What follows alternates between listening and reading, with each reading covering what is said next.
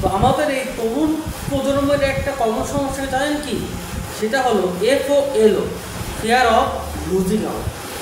তো এই সমস্যাটা কি জানেন, মানে অনেকে এই সমস্যাটায় ভুগেন যে সাপোজ আপনার লাইফে আপনি একটা কিছু আর কি যদি না পান, আপনার লাইফটা মনে হয় শেষ, আপনার দ্বারা কিচ্ছু হবে না।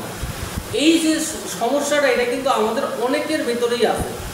মানে এইটা বিশেষ করে যারা যারা টিন এজে যখন আমরা থাকি,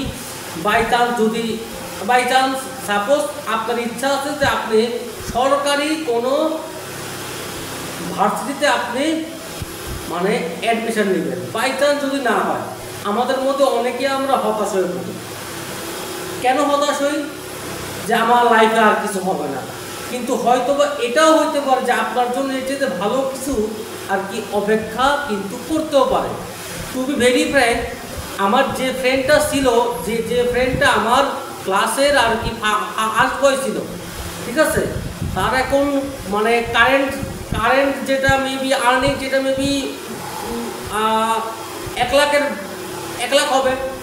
কিন্তু আমার যে ফ্রেন্ডটা আপনার লাস্ট ছিল, সে এখন আমাদের এলাকায় স্বনামধন্য একটা ব্যবসায়ী, যার ফার্স্ট এমপ্লয়ির যেটা স্যালারি সেটা আর কি 50,000 প্লাস, এবং তার আন্ডারে এরকম 40 জন এমপ্লয়ি কাজ করে ভাই।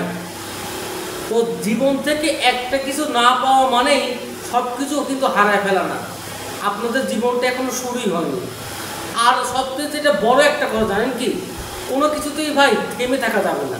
লোকে কি বলবে এটা ভাবলে না আপনি জীবনে কিছুই করতে পারবেন না। আপনি এখন টু বি ভেরি ফ্র্যাঙ্ক, আপনারা হয়তো অনেকেই জানেন, আমি কিন্তু সামটাইমস আমি কিন্তু ফাম্বল করি। এটা কিন্তু আপনারা খেয়াল করছেন কি না আমি জানি না, কিন্তু আমি কিন্তু ফাম্বল করি।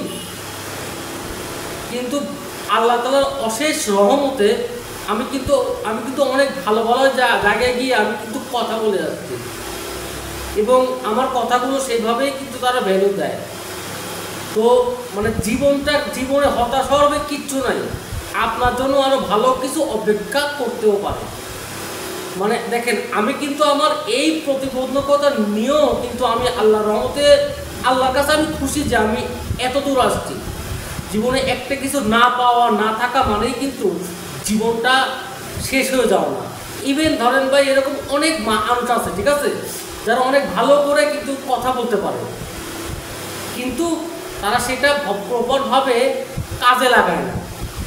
মেন কথা ভাই, হতাশ হওয়া যাবে না। হতাশ হওয়া মানেই কিন্তু আপনার জীবনটা শেষ।